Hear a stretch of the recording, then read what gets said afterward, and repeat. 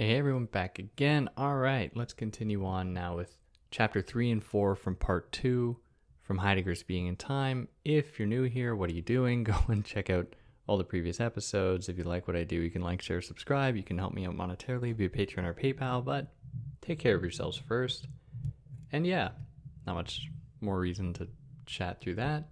Let's jump into chapter 3 from part 2, titled The Authentic Potentiality for Being a Whole of Dasein, and Temporality is the Ontological Meaning of Care.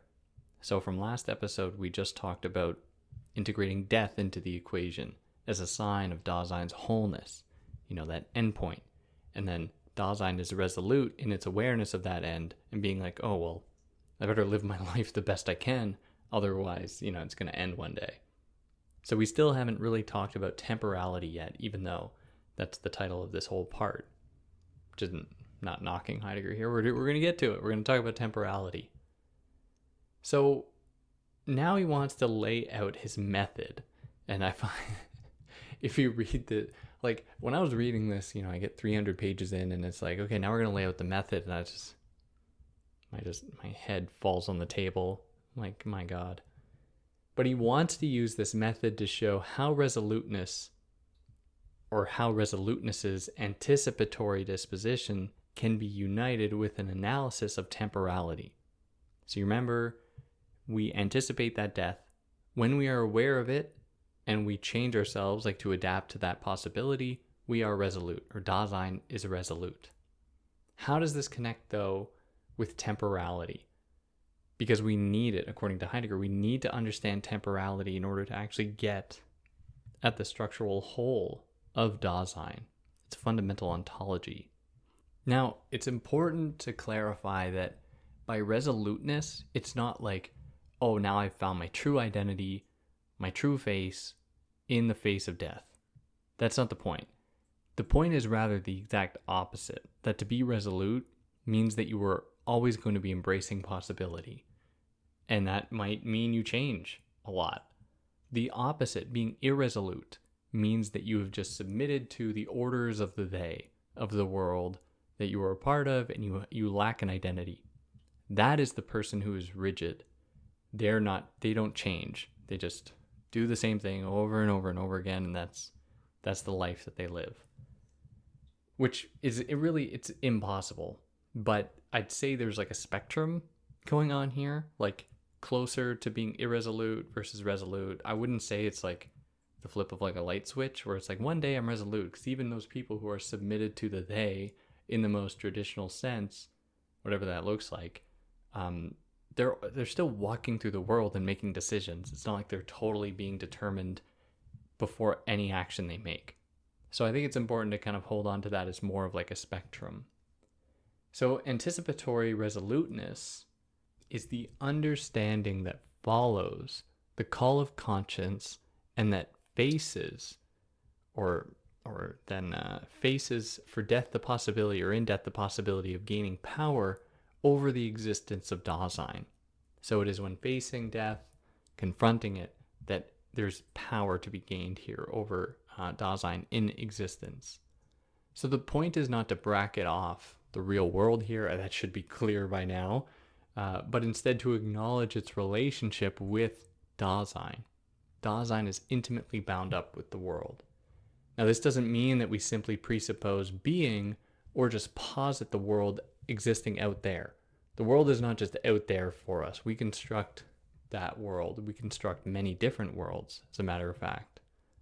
Instead, it means taking the world as a pathway towards something deeper that conditions that very world itself. So the world isn't just out there, and we aren't these neutral, just robotic experience machines that enter the world and that just absorb it and take it in and adapt to it. We're a lot more than that. But if this appears kind of circular, that's okay. That's what Heidegger is kind of pointing to or implying. That is, the circular, or the part that might appear circular, is when he says that the world can be seen as a pathway towards something deeper that essentially conditions that world. So the world is a site by which to understand the thing that creates the world. And so you have this kind of endless loop of possible, investigative path to know what's going on here.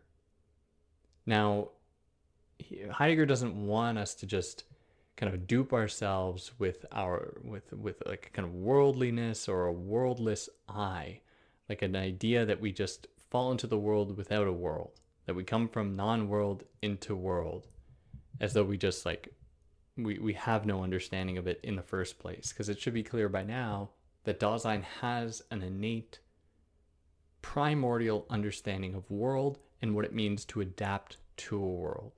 So we are not just this worldless I that falls into the world. Rather, we must account for the very existence of being together with others and how that is an absolutely necessary condition of Dasein and of being. And just as that, we have to account for the role of both life and death along this continuum. Now he considers, in order to understand this, really the place of the self and the I.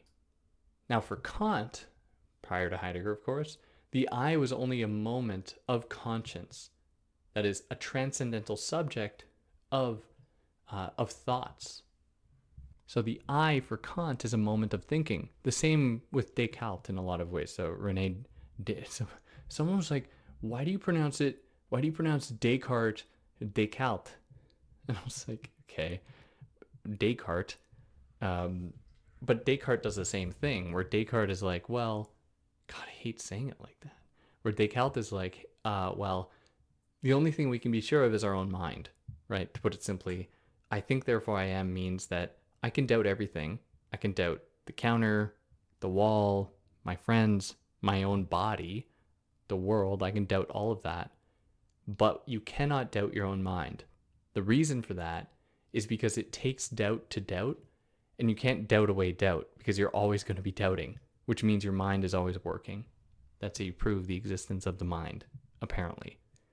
So for Kant, this I makes up our subject. For Kant, it's like a similar thing. If you read the Critique of Pure Reason, Kant is just laying out these, like, schematizing all of the different kind of analytic faculties that make cognition and make experience possible. So we are just kind of these thinking beings at the end. We are just these robotic, like, minds at the end of the day for Kant. Or in other words, for Kant, the world doesn't just exist out there. So kind of like Heidegger, the world is actually like created in our minds for Kant, where, you know, if I touch, you touch your own leg or touch your own arm or whatever, in that moment, you aren't actually touching your arm. You know, your brain, it's a really funny experiment because you're touching something and then your senses pick up that thing and send data to your brain. And then your brain kind of codes that data, makes sense of it, and then sends stimulation back and tells you what you're supposed to feel. So I actually have no idea what my arm feels like. I just know what it feels like by what my brain has told me. But to like a dog or another species, it might feel, or another human for that matter, it might feel totally different. Totally different. So in that way, for Kant, we are just these kind of experience robots in our minds. There's more to it than that, but just to be quite simple about it. So Heidegger thinks that Kant conflates the I as essentially subjective expression with ontological fact of I, as only sameness and constancy of something always already objectively present. So the furthest Kant would take his own ontology was to posit the I as an expression of the mind, and therefore as always I think, not just I. So we have to ask, and we can find actually within Indian philosophy, like in the Vedic tradition, like examples of people asking this question, like, who says I am? What is the thing that says I am? Maybe one way to think about it simply is like the self that exists under the I am. What is saying that I am, this self? Is the self the same as the I? But for Kant here, at least that Heidegger is calling our attention to, for Kant it's just a demonstration of a thinking being. That is what the I is for Kant. That is how your your self is constructed. So Heidegger asks, think what though? Like, what does it mean to think and then that be a sign of one's own humanness, one's own subjectivity. Heidegger asks, think what? Like, what do you have to think? Kant too readily brackets off the world, and in thinking something that would imply a world, Kant seems all too ready to do away with the world, which might, if anyone's read Kant, you might be like, no, that's not true. And it's not true, and that's not what Heidegger's saying. Heidegger's saying that for Kant, the world just kind of appears out there for us, created by us. Whereas, remember, for Heidegger, creating worlds has nothing to do with just neutrally experiencing the world out there and having different experiences of it. It is instead a matter of creation. To be a part of a world means to bring things close, to de-distance, to despatialize, not to just see things neutrally out there in space. And by neutrally, I don't mean seeing them as they are, but just experiencing neutrally. And then we all have a different neutral mode of experience. Now, when we actually account for a world in which our I, our self, is wrapped up, we have to ask, though, is this I our own, or has it been given to us by the they? The they has to be one. Really, if you haven't already, try saying that and just like casually sleep, because I often say it and I'm like, I didn't think about it beforehand. I'm just like, the they, like the rural juror. So selfhood is only truly found in the authenticity of the being of Dasein as care. This self is characterized by constancy of the self itself, which is counter to the unself constancy of the irresolute, falling prey. So the self that we have, any real demonstration of the individual self that we have, is going to always be bound up within a world. There's no denying that. There's no actual way to get away from it. If any of our ancestors, to think of this and I think I already used this example, if any of our ancestors at any point were like, screw you guys, I'm going to go live out in the woods alone, you wouldn't be here right now. That person wasn't going to make it. That's really all that was going to happen. So to be an individual, to have a self, is to acknowledge that self is never truly free of all forces, all societal and worldly forces. We are always bound up within it. It's a matter of finding that degree of self that respects our eventual end, that respects what it means, what makes the most sense to our own individual Dasein, while also respecting existing in that world, or in a world. So here we finally arrive at temporality, where he asks, so what is the ground that gives Dasein, as care, its meaning? And the answer is really temporality. So how? How is that the case? Now, to let itself come forward into its inauthentic self, enthronedness, Dasein is always attuned to the future. It must, for Dasein to have come into existence, it was attuned to the future, a possible event at some point later that it could then become, that it could then adapt to. And so it is then grounded in a knowledge of that future, and therefore within temporality. So every one of Dasein's movements and actions are geared towards the future. And so its past, that is its having been, comes from the future, and therefore temporality. So every single thing that Dasein has done has been with an eye toward the future, specifically with an eye towards its possible end. And so every single past action informed by that same belief, or informed by that same vision, the view of a possible end, then every single moment, past, present, and future, are geared toward that future as temporality. And it is in this way that Dasein is intimately bound up with temporality, where he says the temporality makes possible the unity of existence, facticity, and falling prey, and thus constitutes primordially the wholeness of the structure of care. So temporality, though, we have to be totally clear, isn't like a thing. It is something that temporalizes itself and therefore makes possible the multiplicity of the modes of being of Dasein. So there isn't one temporality, because that would be, we don't all live according to it. We all live our own temporal existence toward this one final point, toward death. And so in that way, temporality, although a universal experience as temporality, we all experience it like differently though. We must negate the negation. We are all existing temporal beings, but our specific ways of engaging with that temporality will differ from person to person. And so temporality houses within it the very possibility to diffuse it, to like fractalize it into many different parts that anyone can jump onto, or that anyone will jump onto and then use in their own self-projection into the future and into a possible end, toward a possible end. And this is fundamentally to oppose the idea of time just moving like linearly. Because when we posit that the future determines the past, the present, we are unsettling the idea of time just moving linearly. And we are just like subject to time. You know, we're just sitting in time and things are just moving past us, and that's that. We have some command over it as Dasein in the world, in that temporality works for us in accordance with the wholeness of Dasein, pointing towards its end, among others, all in the same boat, pointing toward their end. And we all share in this experience and work together as care in that world. Whereas the linear conception of time is just like, oh, well, things in the past are past, future is not, who knows what that is, and the present is right now. So that is Heidegger does not want us to think of temporality that way. In fact, he wants us to oppose that. That is the thinking of the they. That is the thinking of a they that is not prepared to confront its own possible death, or to let the future determine its past. If that makes sense. I mean, that's a wacky thing to say, but I hope that's clear.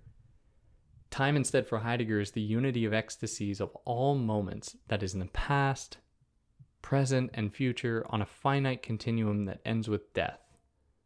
So the ecstasies is like it's a term he'll use. I don't think I'll use it much more, but like the ecstasies are like the past, the present, the future. These are the different ecstasies, different kind of moments of time, and then pointing towards this one thing as a way to trouble the linear idea of time. Because the linear idea of time opens up a whole other set of questions, like where does it start? Is there a beginning to time? How does that make sense? I mean, these are questions we'll never know the answer to, I imagine. I don't know, maybe we will. But like, where does time come from? I have no idea. Wouldn't that have been cool though if I did? I just gave you the answer. Like, yeah, I had tea with God earlier. And I know the answer to these things. I don't. Yeah, that puts us here into chapter 4. Temporality and everydayness. So Dasein's understanding, that is, as knowing itself as its own possibility, is in time. It exists in time temporally. Its resoluteness, realizing its identity and its potential, happens with an eye to the future. That is a kind of change in time, or like something happening later in the future in time that we understand it. Now, different parts of Dasein are drawn to different ecstasies in time, where attunement is pointed to the having been, whereas understanding is geared towards the future. So what does he mean by that? Well, when he talks about attunement, he's implying that we have some kind of ability to adopt and adapt to the world, to become attuned to it, which implies that we have some prior knowledge that permits us to do that, to actually fall prey to the world, to be thrown into it, and to adapt to it. And this points to a kind of history, a previous knowledge housed within us, housed within Dasein. Whereas understanding is geared toward the future, because to properly understand, at least in this context, is to be resolute. And to be resolute means that you sit in anticipation of your eventual end. So this is because attunement is the thrownness, kind of a state that is recognizable as separate from previous state, that is having been. So within existence, or within our life, moods like fear and anxiety have different relationships to time, to like the ecstasies of time. Anxiety is geared toward the future. You feel anxious about that possible death. You feel anxious of what you don't fully know what will happen. You feel fear toward the thing that's a little bit clearer, like you know what that is, right? Whereas fear is geared towards a lost present, and it is lost because we lose sense of a world when we are scared. And this goes way back in the book when anxiety is always towards something that we can't fully understand. And that's why anxiousness and anxiety is so pernicious, because it's so difficult to point our finger as to be like, this is making me anxious. Because then once you figured it out, it's easy to work through it. At least this is one therapy techniques. Once you talk through it and you actually figure out what you're anxious about, then you can actually start to manage it. Whereas fear makes you uncomfortable in your own world. You feel like you have to have a certain degree of safety in certain spaces, but when a spider shows up, it's like, oh my God, I'm not wondering what I'm scared of. I know I'm scared of this spider, and it's screwing up my whole space, my attachment to this world that I have crafted. So it is, all of these are just different qualifiers as to our different experiences in the world and how they attach themselves to our understanding of time and Dasein and care. So anxiety is pointed towards that future, anxious about what we don't know what's going to happen, really.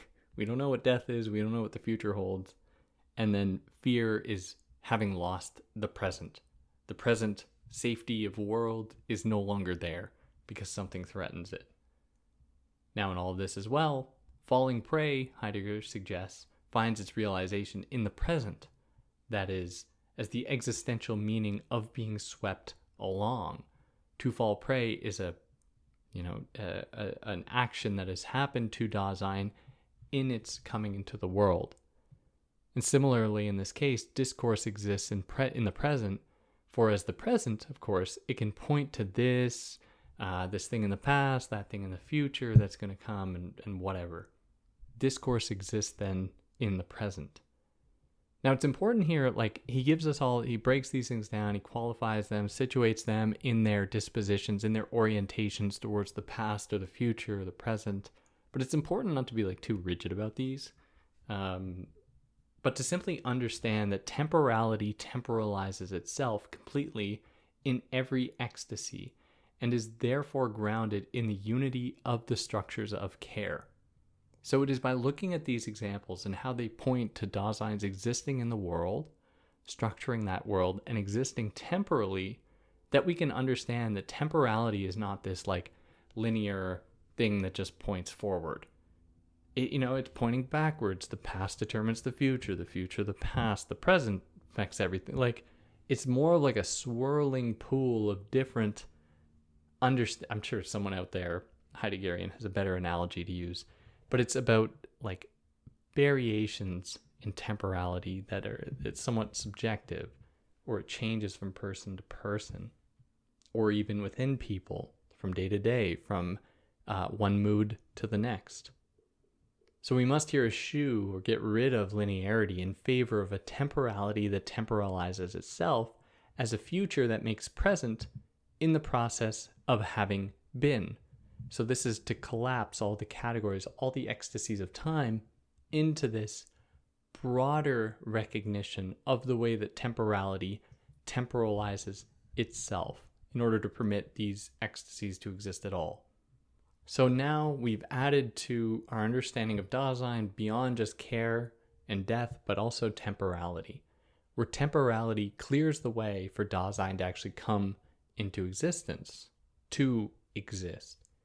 So for something to exist and to be guided by care means that a making present has occurred, which means that there has been some ecstatic form of temporality. But what does it really mean to make something present? Well, it really means to make things relevant or open things up for relevancy in a world of other things so that it makes sense. Because you aren't going to make something present that's immediately cast out from that setting. It means something has been added into the world of commodities, as Marx writes about. Not important, but to be added to it in a world that makes sense to it, and that it makes sense to. Now, it is in this way that a thing can lose its usefulness. If all things happen just in time, like that time just existed out there linearly.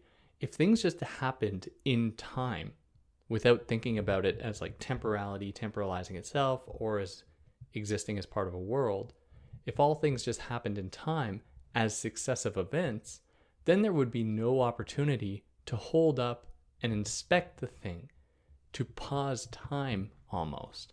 Like when our hammer breaks and it becomes hyper aware to us, we're like, wow, I never actually thought about this before. Like the hammer broke. In that moment, there's a kind of freezing of time going on and an ability to reflect on the significance of that event, which is very, like, time is still moving. Let's be real.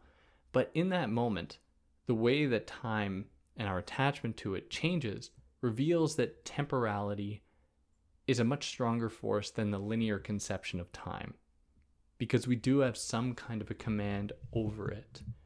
Not in like, we can't just willingly stop time, I don't think. Maybe someone can. But that we are intimately bound up with it. We shape it. It shapes us. And it's much more reciprocal in that way. And then in a somewhat abrupt turn, he looks at science. And he considers science not as an engagement with facts or an effort to find like facts or just discover things in the world, but he's interested in science as the pursuit of understanding things in their capacity to disclose themselves, and then find them in them a priori elements of their existence in the world. So the very possibility to find truth at all is what's interesting here for Heidegger and science, where to the scientist, it's often just about finding the truth, right? It's not like questioning, well, how is it even possible for a thing to have a truth to it that we can then discover, unless there's something more going on about science. Like, scientists aren't burdening. They don't give a shit about any of these questions, right? They don't care. They just want the truth of whatever they're looking at. So objects in this case, for science to work at all, must be thematized, which is to say understood contextually. There's no fact out there in the world that exists on its own. A fact is only given that status in a certain context. There are small lies, big lies, and then statistics. It's kind of a funny joke. But the point being that statistics don't actually have any meaning on their own. It's the way that they are imbued with a certain context, with a certain narrative. And we're always negotiating that. So even though, or this calls into question really the validity of facts themselves, I'm not saying facts aren't valid. What I am saying is that those facts enter into or only make sense within a context, within a world.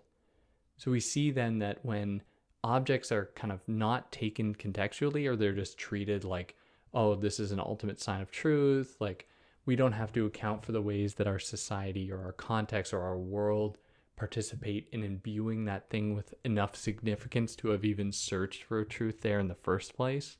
Like, without considering any of these things, what we are doing is just like objectifying the world. We're just making it like subject to our own violences, which is more of a thing, I think, a little bit more apparent in his text, the question concerning technology, when he talks about the ways in which we've just appropriated the world to such an extent that we can have stockpiles of resources that we've just accumulated for there's no reason for it.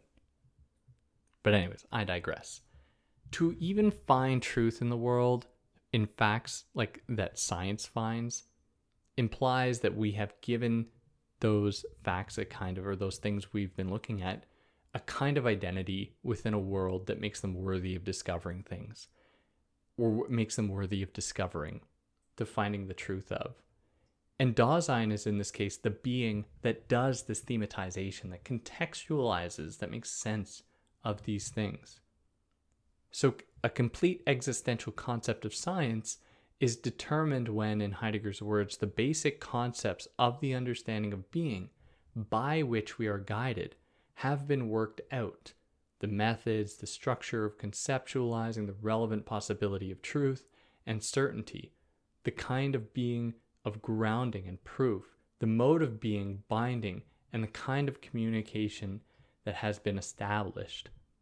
So to properly analyze and interrogate what science means, a complete concept of science through Dasein, is to not look for like the truths in the world. I mean, that's what science does, and that's great. Let it go and do those things.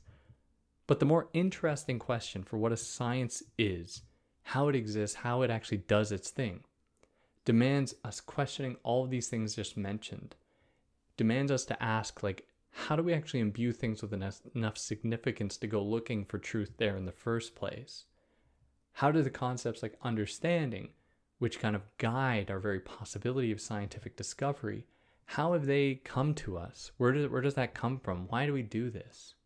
It's a very, I think it's a very good question. Like, what is science really? What is the pursuit of truth really? Is it an expression of Dasein? And we lose sight of that because we become more enthralled with like the truths that we'll find. Like, is the creation of religion and gods, is this the same kind of expression? I mean, I don't know. But science is conducted in a world, right? And is therefore concerned with the world and interworldly things in the world. So the world, though, is transcendent insofar as it is bound with Dasein. It is presupposed for things to be, but is only constituted as such with Dasein acting upon it. So, given this, like, we know that Dasein and the world are intimately bound up with each other. Can you really have one without the other? Because Dasein has to enter a world, and then that world is shaped by Dasein. So the world, does it really just exist out there? You know, scientists are like, yes, we're just studying the world, you know, things in the world, blah, blah, blah, blah, blah. We aren't actually considering in any detail the significance of that very act of pursuing knowledge or the world itself. So we have to ask, like, what is that? And now he takes on space, or the question of space. So far, his idea about space has been dismissive, right? He's like, space, you know, creating worlds has nothing to do with space. It's all about de-distancing. It's about bringing things near, despatializing. So he views Dasein motivating despatiality, not spatiality. Similarly, different from Kant, temporality as encompassing past, present, and future as one is different from Kant's view of time as like time existing out there as like sensible object of the intuition or whatever, however he says it, where it's like, well, for Kant, it's actually more complicated. Like, Kant, I don't think gives us an answer as to whether time exists out there or if it's in our brains or both. Like, it's not as though time is out there in the world and, you know, you're born and have to learn it. You have an innate conception or innate ability to grapple with time, to make sense of it.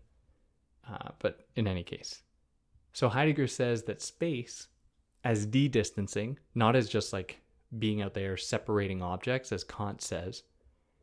Heidegger says that space as de-distancing produces temporality.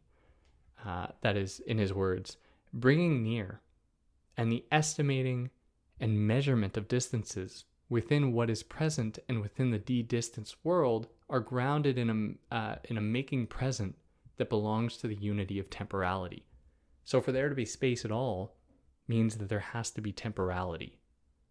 And temporality is the initial impetus or drive behind space being given any kind of significance at all that we'd find in Kant, for example. But like, I mean, you can't really have temporality without, I'm just on Kant's side here. You can't really have space without time or vice versa, but I get what he's saying. Anyway, so his point is to be that temporality actually permits the existence of space. It's not like they're both equally important here. And yeah, that'll push us into chapter 5 and the last episode I'll do. Wow, how exciting. We're getting to the end. Let me know if there's anything I got wrong or anything I excluded. I'd love to hear about it. If you like what I did, like, share, subscribe, and you'll see videos I release every week, sometimes twice a week. How fun will that be? And yeah, on that note, take care.